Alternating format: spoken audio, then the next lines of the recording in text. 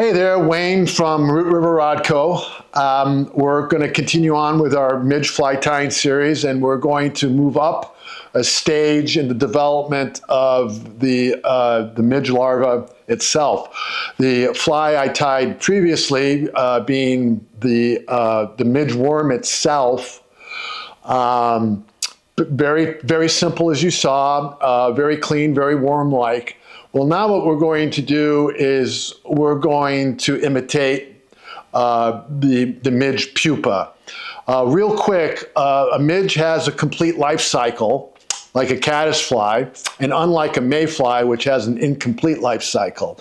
What makes a complete life cycle is the pupation part of the development process.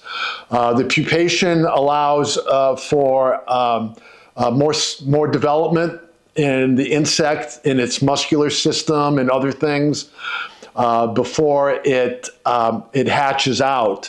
And we'll talk about that in other videos when we get into the emergences of the mayflies and caddisflies and things, and we'll discuss why some flies hatch real quick and some struggle. And it has to do usually with this additional life cycle stage of pupation. But for right now, we've got pretend we are a midgeworm in our cocoon that has that's pupated and is mature enough now to escape its cocoon, escape the substrate of the bottom of the creek, and start working itself towards the surface to hatch, to go mate and reproduce. So we're going to start there. So not much different from the last fly, except if you notice here that I've put on a little glass bead. That's going to do a couple of things for us. It's going to give us some brightness. It's going to give us an imitation slightly of the gases and the liquids and the things that build up within the internal structure of the insect that helps buoy it as it moves up to the surface. But mostly it gives us a point of brightness in the fly. And we want that as we're moving up through the column, because the insect, of course, is changed within its pupal cuticle and is going to reflect light and absorb light in different ways than the midge larvae at the bottom. And these things with brightnesses and light and UV have their moment where they can be very, very, very effective. And we'll talk about those more as we get into flies that use those tying techniques and materials a little bit more often. But for right now, we just have our little glass bead. We're going to put on our black thread here, and I'm just going to put that on with a classic jam knot. Just work it down. If you don't want to use your scissors, pull back a little bit with pressure on your bobbin, like an E string on the guitar. Pull back with the extra thread tag about the same pressure, and it just pops right off. Don't need to use your scissors, and you see that it maintains the flat thread.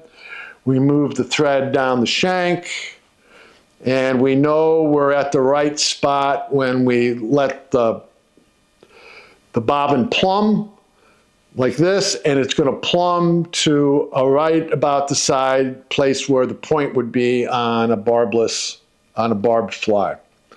So we're going to move back up. We're going to build up a little bit of taper like we talked about in the midge larva fly. We don't need to have an exaggerated taper because these midges are not, they are tapered, of course. Everything in nature has a little bit of taper, but the question is, does the trout really care about that? And not particularly.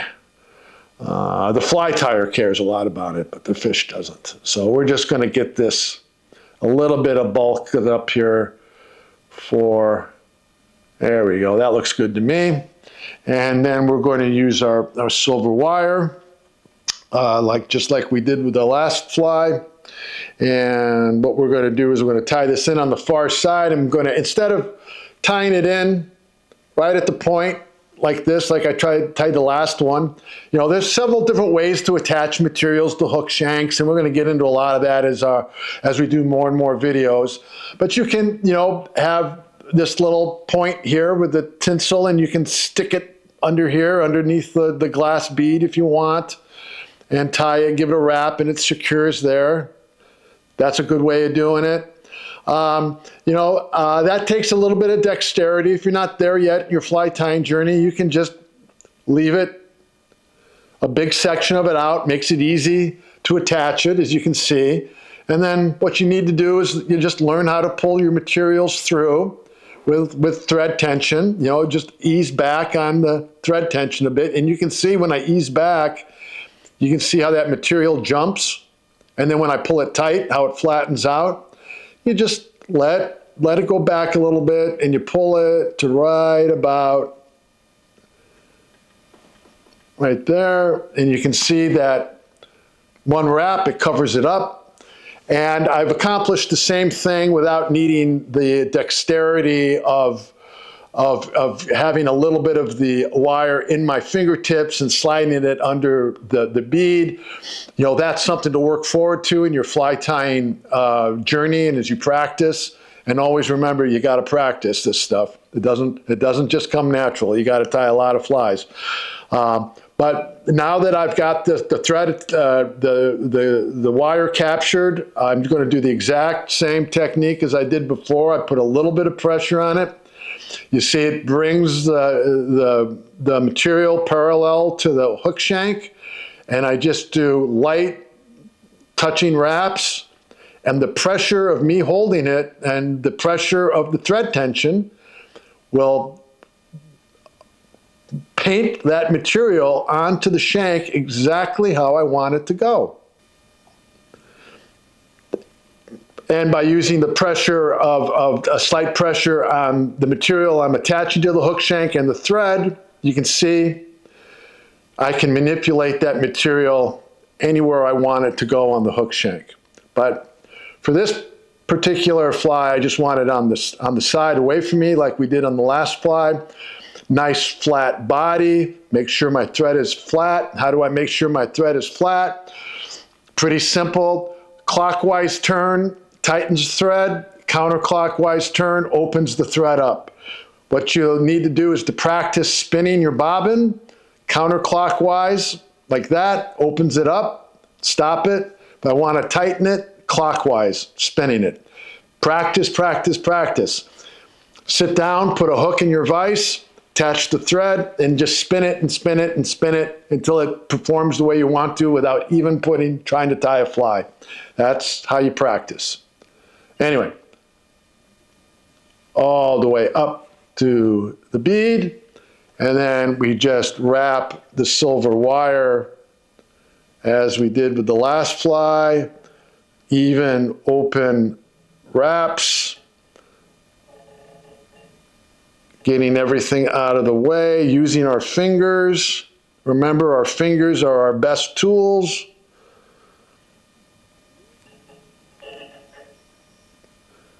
And we bring that all the way up the shank, and I like to just bring it all the way up to the eye. I'm going to cover that up with some dubbing, but it just brings it all up. Then I secure it. This is how I like to secure all of my materials. As you'll see, I create a little V. I wrap twice in front of the V, then I pull it to the other side, and then I wrap over the top. What that does is it does a compression wrap, an X wrap like that. That gives you a nice secure wrap on your materials. We're going to hold it tight. Remember, my old buddy Swanee taught me this trick from the last video. We spin, that's called helicoptering. It pops right off. Leaves a little hook. It leaves a little hook on the end, and which gives it nice security, a couple of wraps. And there we go. So what I'm going to do is I'm going to put a little dubbing on here, but before I do that, we want to break out our UV glue. Why do we break out the UV glue? That's right, to put a little sheen on the fly to make it look alive. I think one of the greatest fly tying developments in the last 15 years has been these UV glues, because it just makes any material come to life.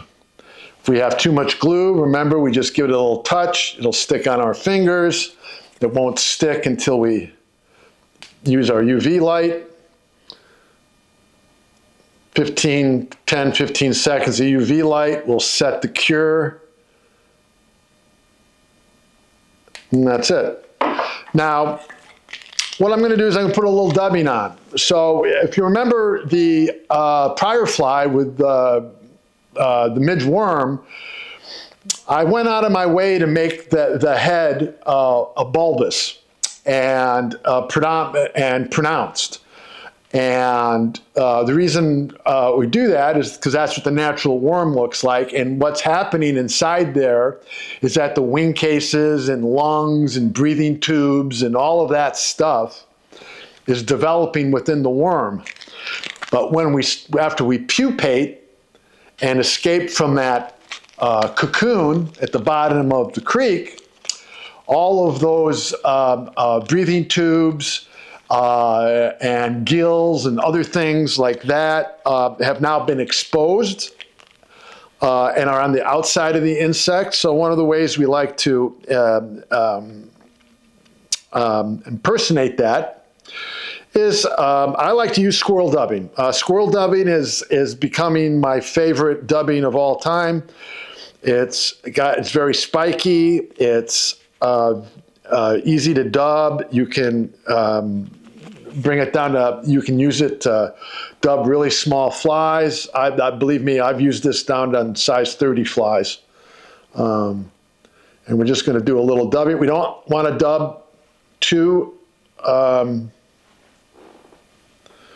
tight, because you want this spiky. You notice that I went in there with my thumb and forefinger because I had a little bulge there, a dubbing, and I just kind of pulled those fibers apart. And that's kind of what I want to do right there. And as you see, you know, I haven't dubbed this thing like we would with a dry fly, where it would be completely tight noodle. I've got these little spiky fibers out here, and that's what I want. Any one of those fibers can imitate the legs, the breathing tubes, whatever. It's not really necessary to know, but what is important is that you're creating like a spiky, bulky area on the fly, like the natural, and that's really what we're trying to do. So we're going to do some wraps. I like to just take a wrap right next to the glass bead, and then right next to that, going down the shank a little bit, about 3 wraps. As you can see, I've established my 3rd wrap right there. And then I like to come forward and, you know, just like with a hackle, brush it back like that, get the spikiness, just like that. We don't want to overdub it, because you know, that's one of the biggest problems with beginners with fly tying, is they overdub. We want sparse. Remember, there's nothing bulky or huge in nature. Everything is proportioned and sparse and things like that, and we want to keep our flies like that ourselves. So I've got a little bit more dubbing on here than I need. You can see I got that right there, which is no big deal, because you just come in and take your thumb and forefinger and pinch it off, pull it off. You can see I just peeled it down, and then I just pull it off. Pretty easy. You can see I got all the spiky stuff in the way, and I want that. I don't want that to go anywhere. So like with a soft hackle, fibers or anything I want to pull back, I just wet my thumb and forefinger, and I just pull it all back right here. And you can see the kind of spikiness that I've got there. And then I've also cleaned the area where I want to whip finish, which is right here, right behind the glass bead. And I've cleaned that area up for me. So I'm going to just whip finish. Again, no whip finish lessons today. We're going to do that a little later. 1, 2, 3, that's all we need. Here's our whip finish.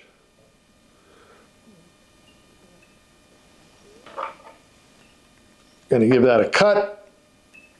That's it.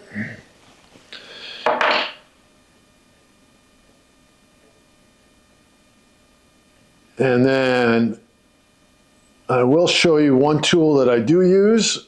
This is old school. All you old school tires out here will remember that. The tongue depressor with the super glued Velcro. Greatest dubbing brush in the world. What I'm going to do is I'm just going to brush this forward a bit. Make it all spiky. You can see how I've got all these spiky fibers hanging out all over the place. We want to keep those. And then I just kind of pull them back. I've got one that's maybe a little bit too crazy. I do adjust that. But that's it.